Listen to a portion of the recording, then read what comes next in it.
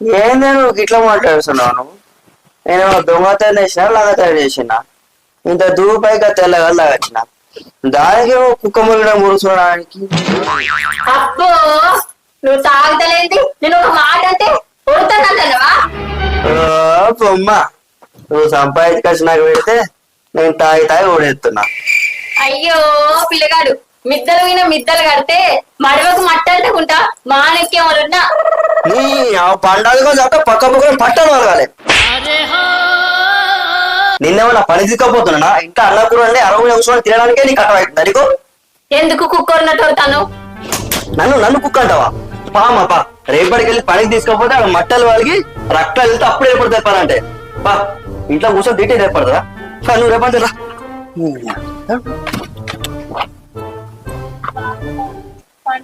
నాతో బాబా